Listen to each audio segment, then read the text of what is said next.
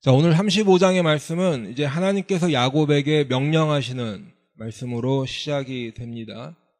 일어나 베델로 올라가서 거기 거주하며 내가 내 형 에서의 낯을 피하여 도망하던 때에 내게 나타났던 하나님께 거기서 제단을 쌓으라. 이렇게 말씀하세요. 하나님께서는 야곱이 하란에 있을 때 20년 동안 그 시간을 보내고 그때에도 하나님께서 야곱에게 말씀하셨었습니다. 그래서 하나님께서 야곱을 부르셔서 내 조상의 땅, 내 족속에게로 돌아가라 이렇게 말씀하셨죠. 그리고 또한 나는 베델의 하나님이라 내가 거기서 기둥에 기름을 붓고 거기서 내게 서원하였으니 지금 일어나 이곳을 떠나서 내 출생지로 돌아가라. 이미 하란에서 이렇게 말씀하셨어요. 그러면 베델이라는 곳은 야곱에게 있어서 어떤 장소입니다. 1절에 말씀한 대로 베델이란 곳은 야곱이 형 에서를 피해서 도망하던 때에 하나님을 만났던 장소죠. 우리 다 이미 베델에 대해서 많이 말씀을 나누었습니다. 그곳에서 베델에서 야곱은 하나님의 사자들이 사다리 위를 오르락 내리락 하는 것을 본 그곳이에요. 그리고 그 하늘에 닿은 사다리 위에 서 계시는 하나님을 본 곳이 베델이었죠. 그리고 그 하나님께서 말씀하시기를 나는 여호와니 너의 조부 아브라함의 하나님이요 이삭의 하나님이라 이렇게 말씀하신 곳이 바로 베델이라는 곳이에요. 하나님께서 야곱에게 하나님은 누구이신가를 직접 말씀해 주시고 알려주신 곳이 베델이라는 것이에요. 야곱은 바로 그 베델에서 그 하나님을 만났습니다. 그리고 나서 이제 다시 가나안 땅 세겜으로 돌아온 야곱에게 하나님께서는 이제 그 베델로 돌아가라 명령하고 계시는 것입니다. 야곱은 이 베델에서 하나님을 만난 것뿐만 아니라 또한 야곱은 베델에서 하나님께 믿음의 고백을 드리며 서원을 드렸어요. 하나님께서 나를 평안히 이 가나안 아버지 이삭이 사는 이 땅으로 돌아오게 해주시면 여호와께서 나의 하나님이 되실 것이요 내가 기둥으로 세운 이 돌이 하나님의 집이 될 것이요 하나님께서 내게 주신 모든 것에서 10분의 1을 내가 반드시 하나님께 드리겠나이다 서원했던 것이. 이제 하나님께서는 야곱을 평안히 바단 아람에서 가나안으로 오게 해주셨습니다. 그리고 지금 세겜에 머물고 있는 야곱에게 베델로 올라가라 말씀하고 계시는 거예요. 야곱에게 지금 하나님께서 예전에 했던 그 서원을 기억나게 해 주시고 있다라는 것입니다. 그러면 하나님께서 야곱에게 그 서원을 기억하게 해 주시는 이유가 뭘까? 세겜도 어찌됐건 가나안 그 반경 안에 있는 땅이고 그리고 세겜도 아브라함이 처음에 가나안으로 들어왔을 때 살던 땅이었는데 하나님께서는 왜 야곱을 베델로 올라가라 하시는 걸까요? 그러면서 하나님께서는 동시에 왜 야곱의 서원을 기억하게 하시는 것일까? 우리 금요일에도 말씀을 드렸었지만 야곱이 서원을 지키지 않게 된다 하면 야곱이 아쉬운 거예요? 하나님이 아쉬운 거예요? 예. 당연히 하나님께서는 아쉬울 것이 하나도 없으신 분이에요. 그렇죠?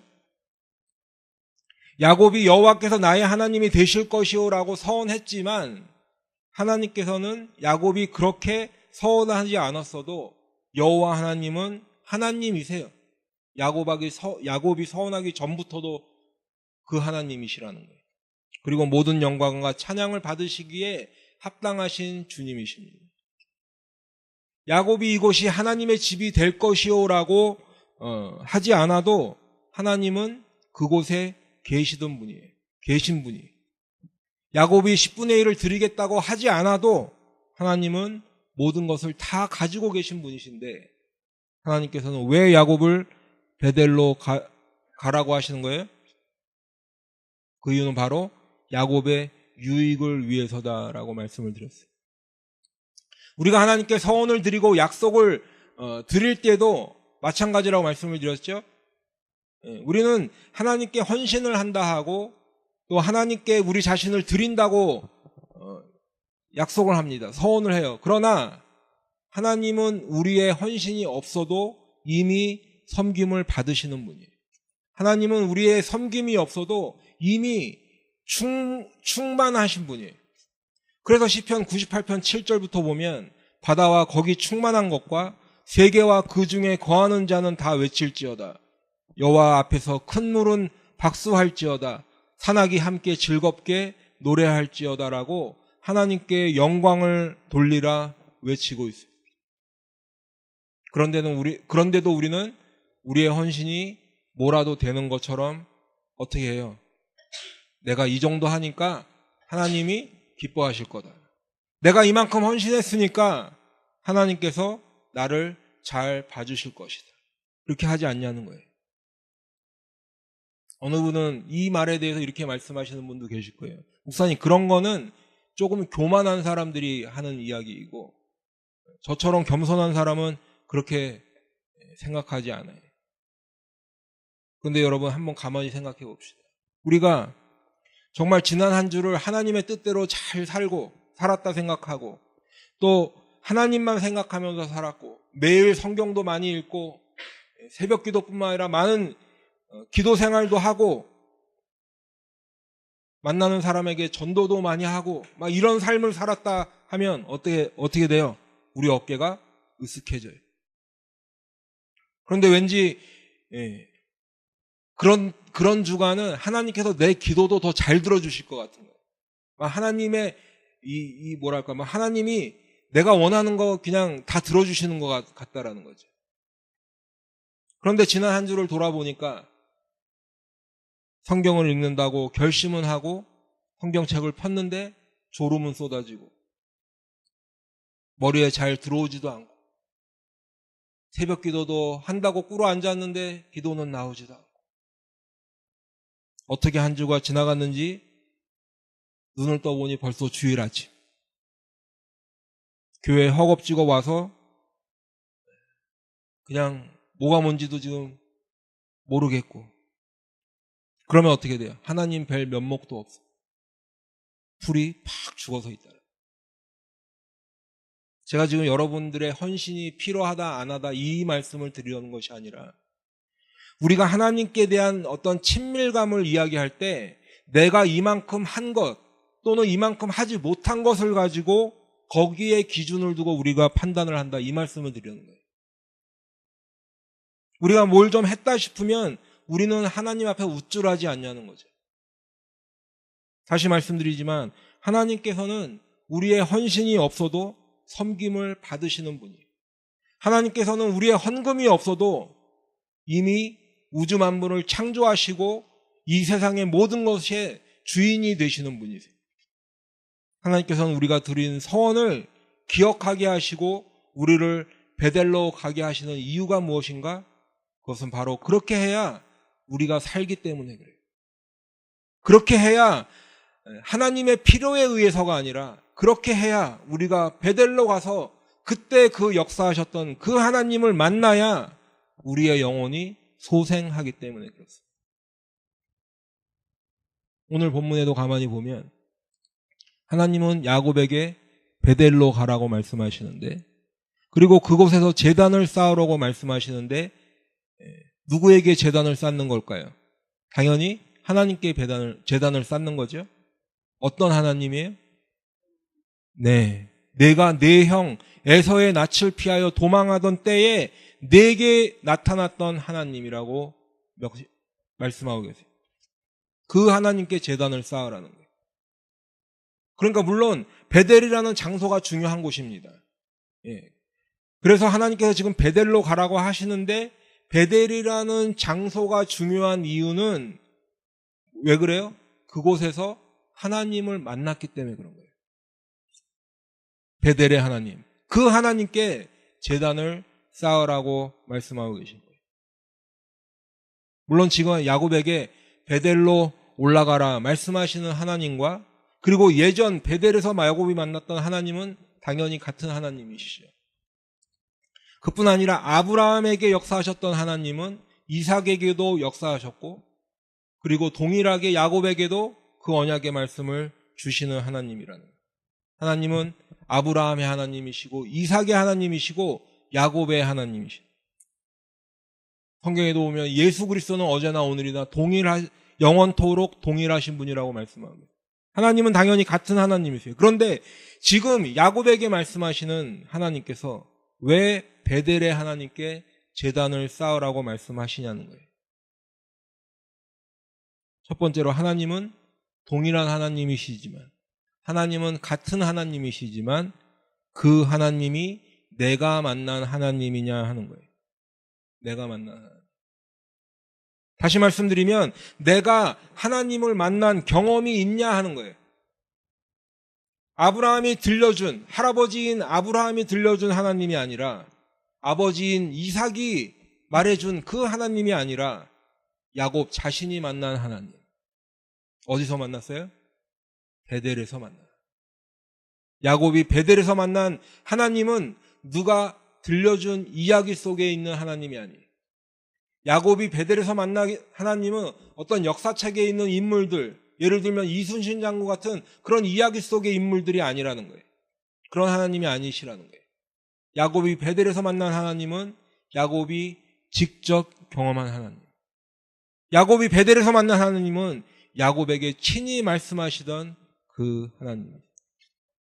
나는 여호와니 너의 조부 아브라함의 하나님이요 이삭의 하나님이라. 내가 누워있는 땅을 내가 너와 네 자손에게 주리니 네 자손이 땅에 티끌같이 되어 내가 서쪽과 동쪽과 북쪽과 남쪽으로 퍼져나갈지며 땅의 모든 족속이 너와 네 자손으로 말미암아 복을 받으리라. 내가 너와 함께 있어 내가 어디로 가든지 너를 지키며 너를 이끌어 이 땅으로 돌아오게 할지라. 내가 네게 허락한 것을 다 이루기까지 너를 떠나지 아니하리라 말씀하신 하나님이시라. 여러분에게도 이런 하나님이 계십니까? 우리에게도 이렇게 하나님을 만난 경험이 있으신가요? 교회를 몇십 년 다닌 것이 중요한 게 아니라 이렇게 하나님을 만난 경험이 있냐라는 거예요. 이 자리에 모인 우리는, 저와 여러분은 다 이렇게 주님을 만나는 은혜를 소유하시길 바랍니다. 그렇지 않으면 그냥 교회만 왔다 갔다 하는 것에 불과하죠. 시간만 지나는 것에 불과해요. 하나님을 지식으로 아는 것만으로는 안 돼요. 하나님을 만나서 진짜 서로 아는 사이가 되어야 된다. 아멘? 예. 여러분들 다 아시는 대로 사도 바울도 다메섹으로 가는 그 길 가운데서 예수님을 만났죠. 그런데 그 전에 사도 바울이 예수님을 그 다메섹으로 가는 길에서 만나기 전에도 사도 바울이 하나님을 알았을까요? 몰랐을까요? 예, 알았어요. 당연히 알았어요. 그런데 나중에 사도 바울이 유대인들 앞에서 증언을 할 때 사도행전 22장 3절에 보니까 이렇게 얘기합니다. 나는 유대인으로 길리기아 다소에서 났고 이 성에서 자라 가말리엘의 문화에서 우리 조상들의 율법의 엄한 교훈을 받았고 오늘 너희 모든 사람처럼 하나님께 대하여 열심히 있는 자라. 사도 바울이 예전에 하나님에 대해서 알았을 뿐만 아니라 하나님에 대한 열심도 있었다는 거예요. 그런데도 사도 바울은 스데반이 돌에 맞아 죽어가는 그때에 뭘 하고 있었느냐? 계속해서 22장 20절에 보니까 내가 곁에 서서 찬성하고 그 죽이는 사람들의 옷을 지켰다라고 증언하고 있어요. 하나님을 알았어요. 하나님을 알았을 뿐만 아니라 율법의 최고의 교육을 받았어요.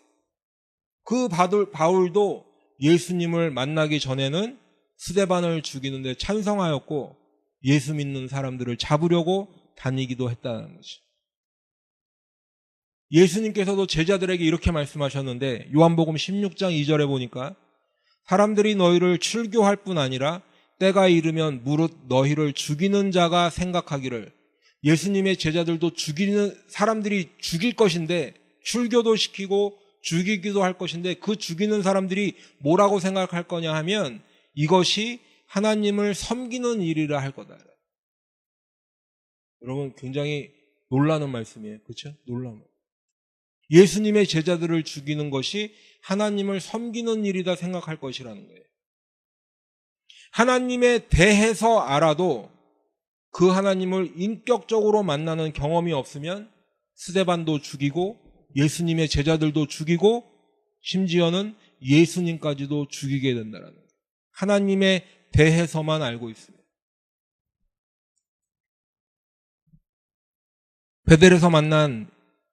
베델에서 하나님을 만난 야곱에게 하나님께서는 나는 베델의 하나님이라. 내가 거기서 기둥에 기름을 붓고 거기서 내게 서원하였으니 지금 일어나 이곳을 떠나서 내 출생지로 돌아가라.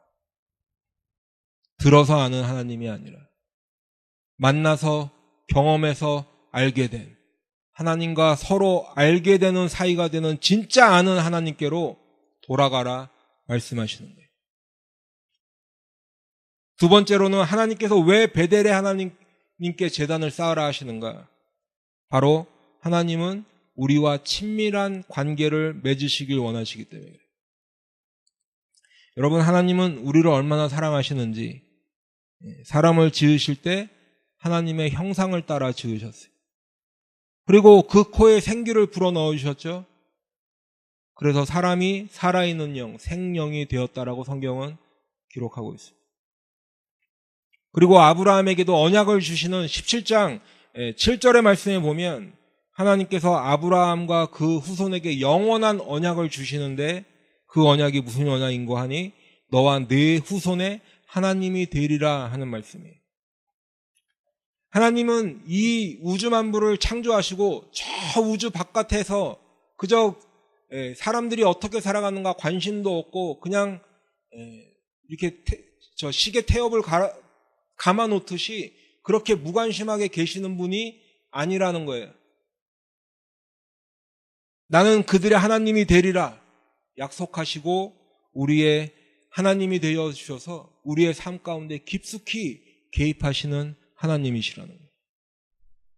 나는 그들의 하나님이 되리라 한두 번만 말씀하신 것이 아니라 창세기부터 요한계시록 끝까지 말씀해 보게 되면 이 말씀을 수도 없이 많이 하세요. 나는 너희 하나님이 되고 너희는 내 백성이 될 것이라 말씀하시다. 오늘 집에 돌아가신 다음에 한번 찾아보세요. 창세기부터 요한계시록까지 이 말씀이 몇 번이나 있는가. 아마 여러분도 깜짝 놀라실 만큼 많이 있어요. 너무 많이 있어요. 나는 너희의 하나님이 되고 너희는 내 백성이 될 것이라. 그뿐만 아니라 히브리서 11장 16절에 보니까 하나님이 그들의 하나님이라 일컬음 받으심을 부끄러워하지 않으신다 말씀하셨어요.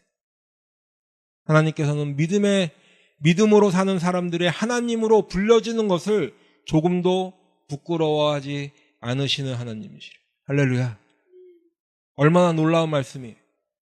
이 세상을 만드신 하나님이 우리 믿음의 사람들의 하나님이라 불려지는 것을 조금도 부끄러워하지 않으신다라는 모든 만물 위에 계신 지존하신 하나님께서 우리의 하나님이라 일컬음 받으심을 부끄러워하지 않는다 성경은 말씀하고 있습니다.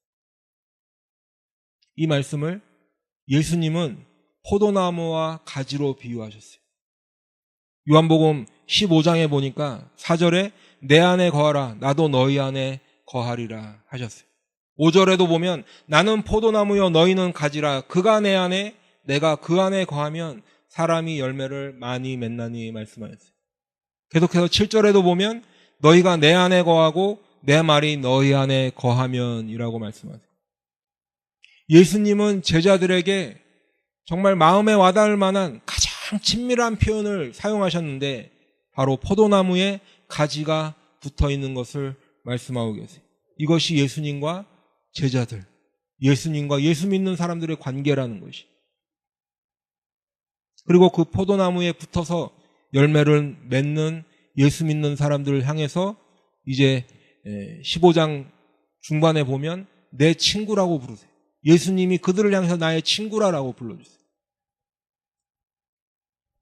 뿐만 아니라 우리 주님은 예수를 믿는 성도들을 향해서 또 그 성도들을 위해서 거룩한 성 새 예루살렘을 준비하셨는데 요한계시록 21장 2절 3절에 보니까 또 내가 보매 거룩한 성 새 예루살렘이 하나님께로부터 하늘에서 내려오니 그 준비한 것이 신부가 남편을 위하여 단장한 것 같더라. 내가 들으니 보좌에서 큰 음성이 나서 이르되 보라 하나님의 장막이 사람들과 함께 있음에 하나님이 그들과 함께 계시리니 그들은 하나님의 백성이 되고 하나님은 친히 그들과 함께 계셔서 모든 눈물을 그 눈에서 닦아주시니. 하나님께서 친히 그들과 함께 계신대. 그리고 하나님은 그들의 하나님이 되시고 그들은 하나님의 백성이 된다라고 성경은 말씀하고 있습니다. 그러면 그들이 누구예요? 예, 그 앞장에 21장에 보니까 그들은 생명책에 기록된 자들이에요. 생명책에 기록된 자들. 하나님은 야곱에게 야곱아 나는 내가 베델에서 만난 그 하나님이야. 20년도 더 지난 일이지만 나는 야곱 내가 나를 만났던 그 날을 잊지 않고 있어. 야곱아 너도 기억하지? 말씀하신 그 베델로 돌아가. 그날 내가 그곳에서 만났던 그 하나님께 제단을 쌓으려고. 나는 내 하나님이 되고 너는 내 백성이야. 기억하게 하시는 거예요. 왜 그럴까요? 그것이 야곱이 사는 길이기 때문에. 우리가 사는 것은 우리 주님을 만나는 길밖에 없어요. 우리의 영혼이 살아나고 소생하는 유일한 방법은, 유일한 길은 우리 주님을 만나는 것, 예수를 믿는 것뿐이 없어요. 야곱이 하나님의 말씀에 순종합니다. 우리가 일어나 베델로 올라가자. 내 환난 날에 내게 응답하시며 내가 가는 길에서 나와 함께 하신 하나님께 내가 거기서 제단을 쌓으려 하노라. 야곱은 하나님께서 말씀하시면 언제라도 순종하는 사람이에요. 하란에서 가나안으로 떠날 때도 그랬고 지금 베델로 올라가라는 하나님의 명령에 즉각적으로 순종하는 야곱의 모습을 볼 수 있습니다. 그런데 오늘 말씀해 보면 베델로 떠나기 전에 야곱이 자기 집안 사람들과 또 함께 있는 모든 사람에게 요구하는 것이 있어요. 2절에 보니까 야곱이 이에 자기 집안 사람과 자기와 함께한 모든 자에게 이르되 너희 중에 있는 이방 신상들을 버리고 자신을 정결하게 하고 너희들의 의복을 바꾸어 입으라. 지금 우리가 하나님의 말씀에 순종하여 베델로 올라가서 하나님께 제단을 쌓을 것인데 그곳으로 가기 전에 우리가 먼저 해야 될 것이 있다는 거예요. 그게 뭐예요? 이방 신상을 버리고 자신을 정결하게 하고 너희들의 의복을 바꾸어 입으라. 하나님을 믿는 야곱의 집안 사람들에게도 이방 신상들이 있었다는 거예요. 그래서 지금 베델로 가더라도 하나님께 제단을 쌓기에 합당하지 않은 사람들이라는 거예요. 그래서 그 베델로 올라가기 전에 이 세겜 땅에서 해야 될 것이 하나 있는데 그것은 바로 결단을 해야 된다는 거예요. 결단. 무슨 결단인가? 내가 하나님만 섬길 것인지 아니면 하나님도 섬길 것인지 결단해야 된다는 거예요. 하나님만 섬긴다는 것은 하나님과 친밀한 관계를 맺는 것이죠. 하나님만 섬긴다는 것은 그 하나님의 백성으로 살아가겠다는 거예요. 그런데 하나님도 섬긴다는 것은 결국은 뭐예요? 하나님께 불순종하는 것이고 하나님도 섬긴다는 것은 결국에는 하나님을 믿지 않는다는 거예요. 세상 반, 하나님 반 이런 거는 없다는 거예요.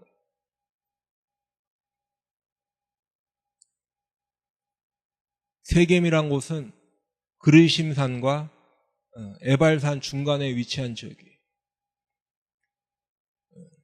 그리고 신명기 11장 29절에 보면 너는 그리심산에서 축복을 선포하고 에발산에서 저주를 선포하라. 이 두 산은 요단강 저쪽 곧 해지는 쪽으로 가는 길 길갈 맞은편 모래 상수리 곁에 아라바에 거주하는 가나안 족속의 땅에 있지 아니하여.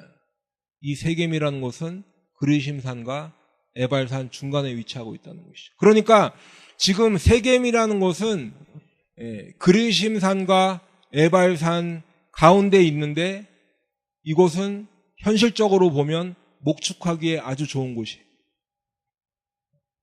동서남북 사방으로 길도 나 있어서 교통의 요충지이고 그래서 많은 상인들이 왔다 갔다 하는 경제 활동하기에도 아주 좋은 곳이었어요. 인간적으로 보면 이곳에 사는 것이 좋아요. 그러나 이곳은 영적으로 보면 그리심산에서 선포하는 축복을 택할 것인지 에발산에서 선포하는 저주를 택할 것인지 둘 중에 하나를 결단하는 자리라는 거예요. 그리고 하나님의 축복을 받고 하나님의 백성으로 살아가기로 결단하는 사람은 이곳 세겜을 떠나 베델로 올라가라는 거예요. 그리고 그곳에서 하나님께 제단을 쌓는 것이. 그래서 이제 야곱이 그의 집안 사람들과 함께하는 사람들에게 요구하는 것이 있는데 첫 번째가 너희 중에 있는 이방 신상들을 버리라는 거예요. 너희 중에 있는 이방 신상들을 버리라. 여러분 다시 말씀드리지만 야곱은 지금 3대째 하나님을 믿고 있는 믿음의 가문이에요. 그런데 그런 야곱의 가족에게도 이방 신상이 있었다는 거예요. 우리가 다 아는 대로 라헬이 하란을 떠나서 올 때 그 아버지 라반의 드라빔을 훔쳐가지고 왔죠. 그리고 지금까지 라헬은 그것을 가지고 있었을 것이. 라헬뿐만 아니라 하란에서부터 온 다른 종들도 이방신을 섬기는 그 이방신상들을 가지고 있었을 것이.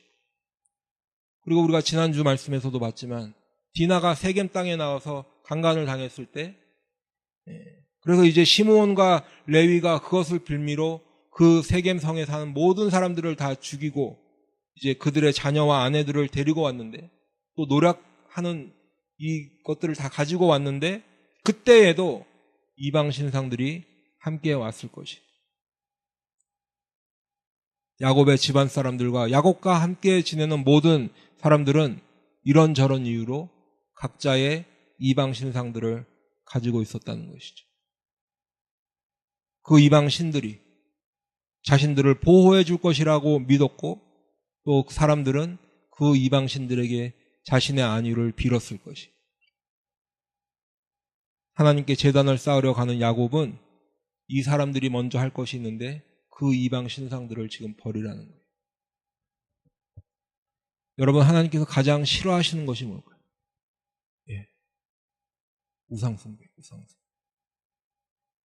우리 인간 모두는 나면서부터 죄인으로 태어났어요.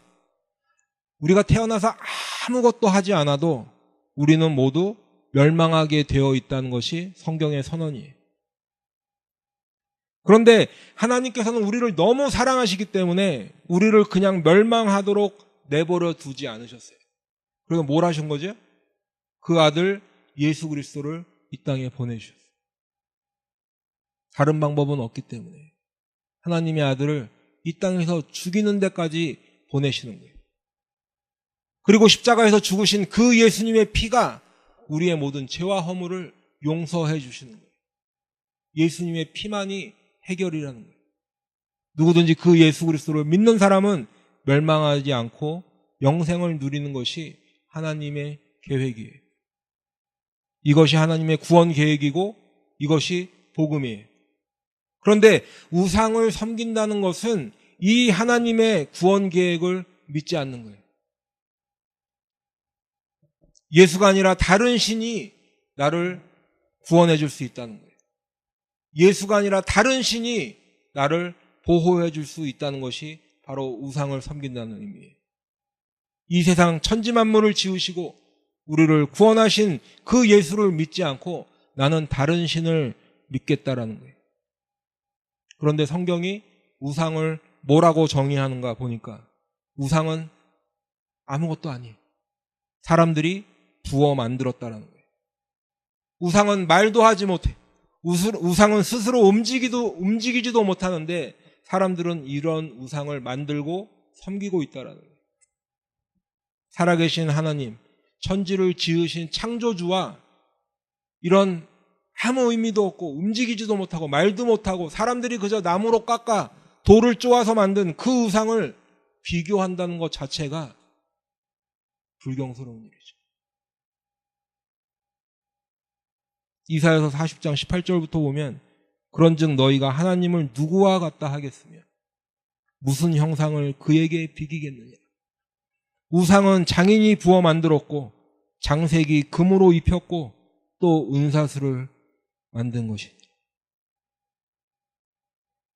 하나님을 누구와 비교할 수 있겠냐는 거예요. 사람들이 신이라고 부르는 모든 것들이 사실은 아무것도 아닌데 사람들이 그저 손으로 부어 만든 것, 나무를 깎아 만든 것, 돌을 쪼아 만든 것에 불과한데 살아계신 하나님을 믿지 아니하고 사람들은 그런 우상을 믿고 섬기고 쫓아다닌다는 거예요. 하나님께 나아갈 때 우리는 이러한 이방 신상들을 다 버려버려야 돼요. 그런데 지금 우리들에게는 이런 이방 신상들이 없을까요? 나는 교회 나와서 예배드리고 있으니 이런 이방 신상들은 나와 아무런 상관이 없다고 우리가 자신 있게 말할 수 있을까요? 물론 이 자리에는 그런 분들이 안 계시는 것을 제가 알고 있지만 교회를 다니는데도 점을 보러 다녀요. 가서 무슨 부적을 써갖고 와요. 그걸 자랑하듯이 얘기합니다. 부적을 가지고 다니고 말하는 것도 무슨 삼재가 꼈느니 이것은 재수가 있느니 없느니 이런 이야기들을 거침없이 하고 살아간다. 그러면 점쟁이 안 찾아가고 이런 말도 안 하고 나는 부적도 없으니까 나는 이방 신상들이 없는 것일까? 여러분 우상 중에서 가장 지독한 우상이 있는데 제가 언젠가도 말씀드렸지만 뭐예요? 나라는 우상이에요. 나라는. 사람들이 왜 눈앞에 보이는 다른 신들을 찾아가고 왜 점쟁이들을 찾아갈까? 내 안위를 위해서. 내 안위를 걱정하니까. 내 미래가 궁금한 거예요. 내 욕심을 채워야 하기 때문에 그런 점을 치러 다니고 우상을 쫓아다닌다는 거예요. 하나님께 나아가는데 가장 방해가 되는 우상은 다름 아니라 나라는 우상이라는 거예요. 조금 더 자세히 말씀을 드리면 내 욕심이라는 우상이 있어요. 골로새서 3장 5절의 말씀처럼 탐심은 우상 숭배니라. 저는 이 시간 우리 하나님께 예배드리러 나오신 우리 모두가 우리가 혹시 모르게 가지고 있는 이런저런 이방 신상들을 지금 이 순간 다 버려버리시길 바라요. 우리 안에 우상을 가지고는 도무지 하나님께 나아갈 수 있는 방법이 없어요. 그리심산의 축복을 선택할 것인지 에발산의 저주를 택할 것인지를 지금 결단하시길 바랍니다. 우리가 가지고 있는 이방 신상들, 우리가 가지고 있는 모든 우상들, 내 안위, 내 헛된 욕심을, 내 탐심을 다 버리고 하나님만 믿고 그분만을 섬기는 저와 여러분이 다 되시기를 축복합니다. 두 번째로는 야곱이 지금 요구하는 것이 뭐예요? 자신을 정결하게 하고라고 하고 있어요. 정결하게 하고. 정결하게 한다는 것은 자신의 몸을 씻는다는 것이겠죠. 베델로 올라가서 하나님께 제단을 쌓을 것인데 먼저 해야 될 것이 자신을 정결하게 하라는 거예요. 구약에서 자신을 정결하게 한다는 것은 자기 옷을 빨고 물로 몸을 씻는 것을 말해요. 그러면 우리는 우리 자신을 어떻게 정결하게 할 수 있을까? 히브리서 1장 3절에 보면 죄를 정결하게 하는 일을 하시고라고 했어요. 죄를 정결하게 하는 일을 하시고. 누가 죄를 정결하게 하신다는 거예요? 예수님께서, 예수 그리스도께서 우리의 죄를 정결하게 하는 일을 하셨다. 에베소서 1장 7절의 말씀에도 보니까 우리는 그리스도 안에서 그의 은혜의 풍성함을 따라 그의 피로 말미암아 속량 곧 죄사함을 받았느니라. 우리가 정결하게 되는 것은 구약시대처럼 우리가 옷을 빨고 몸을 씻어서 되는 것이 아니라 어떻게 정결하게 할 수 있다는 거예요? 예수 그리스도의 피로 말미암아 정결하게 되는 것입니다. 우리가 예수의 피 때문에 속량 곧 죄사함을 받는 것이, 이것이 정결하게 되는 것이, 예수의 피가 우리를 정결하게 해주는 줄로 믿습니다. 그러면 예수님의 피가 우리를 정결하게 해주시려면 우리도 해야 될 것이 있다라는 거예요. 제가 지금 예수님의 그 십자가의 피에 우리가 뭘 조금이라도 보탤 것이 있다, 이 말씀을 드리는 게 아니에요. 그렇게 얘기하면 그거는 잘못 가는 거예요. 그렇죠? 그 얘기가 아니라 우리가 예수를 믿는다고 할 때 이 부분에서, 지금 말씀드리는 이 부분에서 우리가 믿는다는 표현을 어떻게 할 수 있을까? 바로 인간의 측면에서는 회개해야 한다는 거예요. 회개. 예수의 피로 우리를 정결하게 해주시는데 야곱이 지금 그 식구들에게 우리 자신을 정결하게 하자는 것처럼 우리도 뭔가 해야 될 것이 있는데 죄사함을 받으려면 뭘 해야 돼요? 회개를 해야 된다. 회개한다는 것은 하나님만이 나를 용서하실 수 있는 분이라는 것을 내가 고백하는 거예요. 그분을 믿는 거예요. 우리 주님만이 나의 죄와 허물을 깨끗하게 정결하게 하실 수 있는 능력이 있으신 분이라는 것을 내가 고백하는 거예요. 우리 주님께서 용서하시는 그 죄사함을 받아야 우리가 하나님과 화목을 이루고 하나님께 나아갈 수 있다는 것을 고백하는 것이, 그것이 회개예요. 내가 이제까지 가지고 있던 우상을 다 던져버리고 내 안에 있는 우상, 내 자신이라는 우상을 다 던져버리는 것, 그것이 회개예요. 하나님께 자신을 정결하게 하는 회개의 자리로 나오시길 간절히 축복합니다. 예수의 피로 정결하게 되는 것을 믿고 우리 주님 앞에 다 회개하시기를 축복합니다. 세 번째로 야곱이 베델로 올라가기 전에 요구하는 것은 너희들의 의복을 바꾸어 입으라는 것. 의복을 바꿔 입으라는 것은 어떤 의미가 있을까? 야곱과 그의 집안 사람들이 하란을 떠나서 지금 가나안 땅 세겜에 와서 살게 되었어요.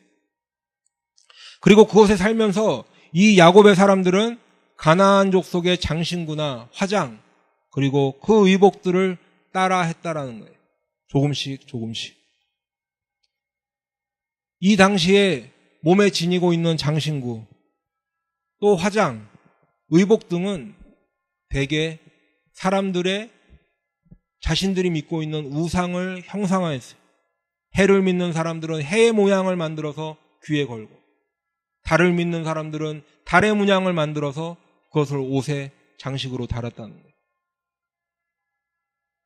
그리고 우상들에게 제사하는 이러한 것들을 따라서 그 몸에 지니고 있었다는 거예요.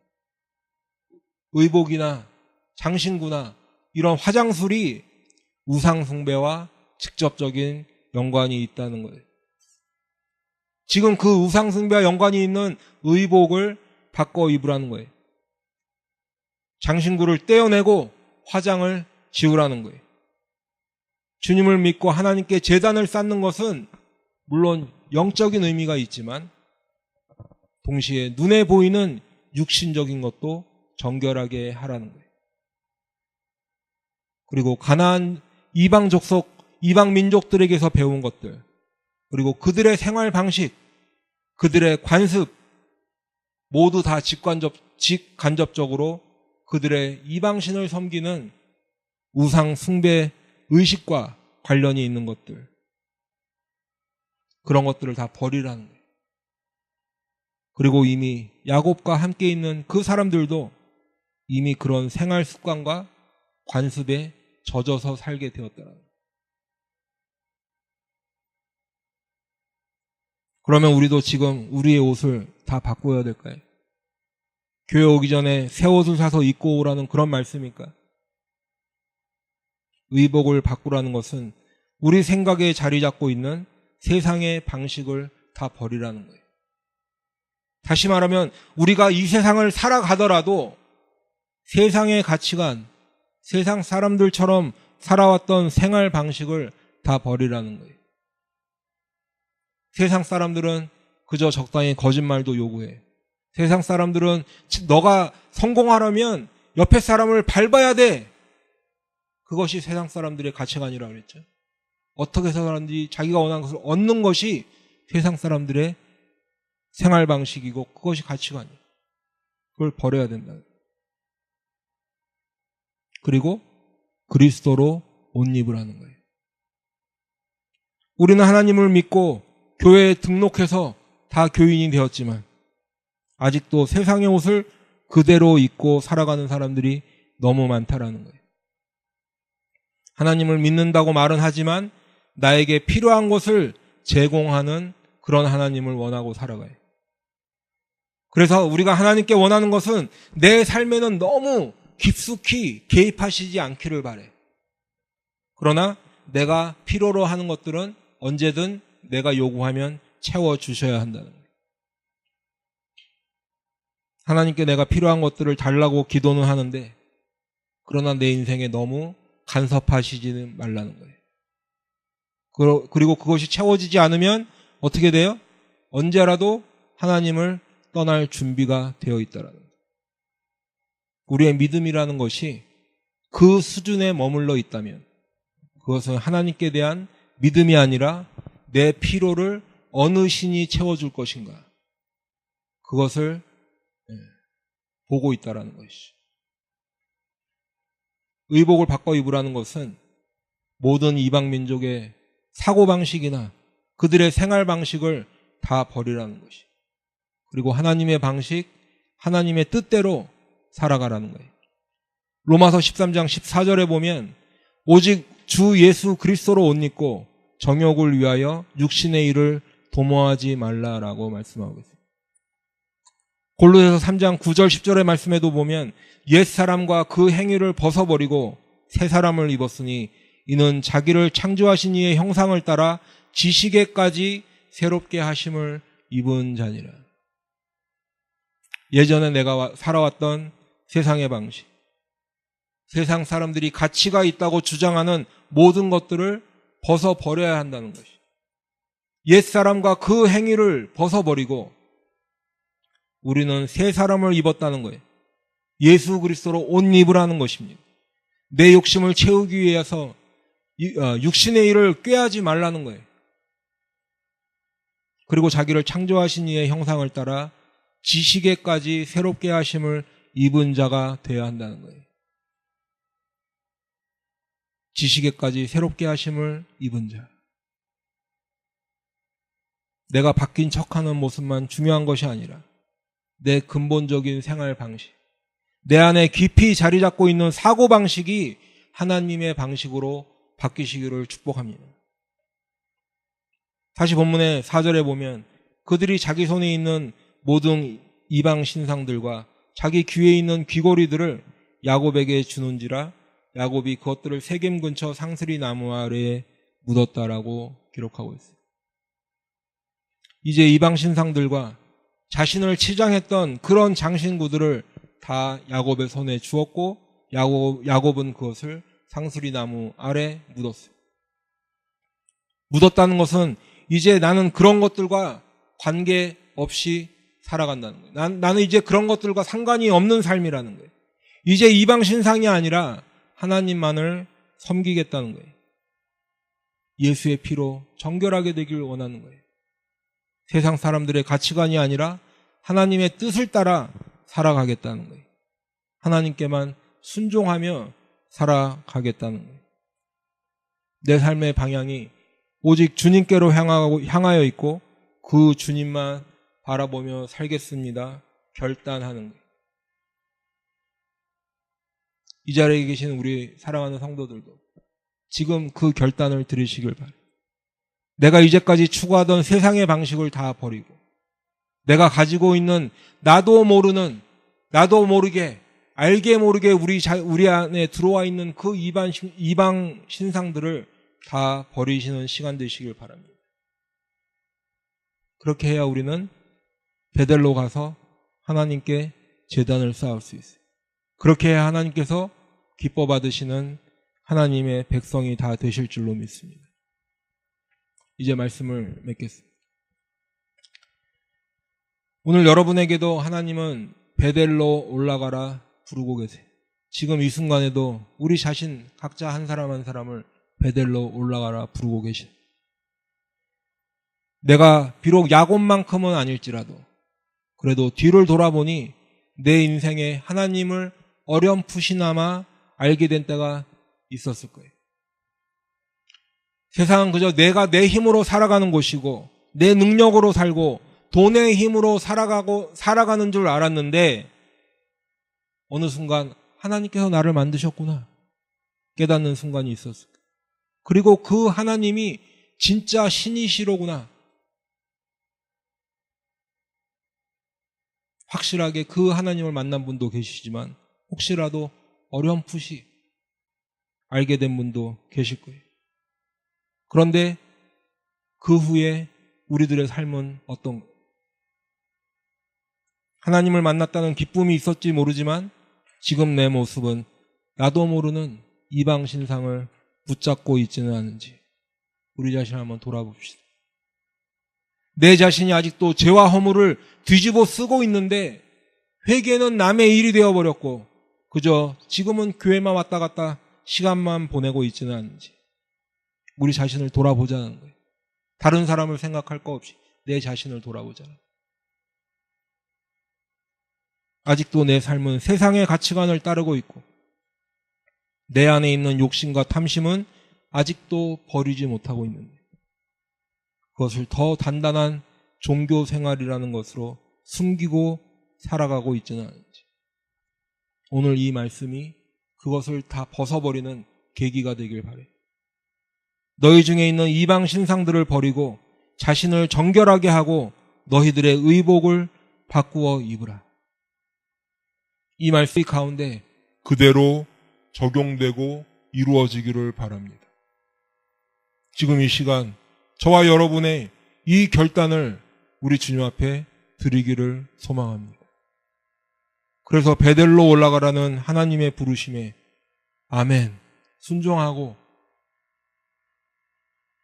그 베델로 올라가 그 베델에서 만난 하나님께 제단을 쌓는 저와 여러분이 다 되시기를 축복합니다. 그래서 계시록 22장 14절의 말씀처럼 자기 두루마기를 빠는 자들은 복이 있으니 이는 그들이 생명나무에 나아가며 문들을 통하여 성에 들어갈 권세를 받으려 함이로다.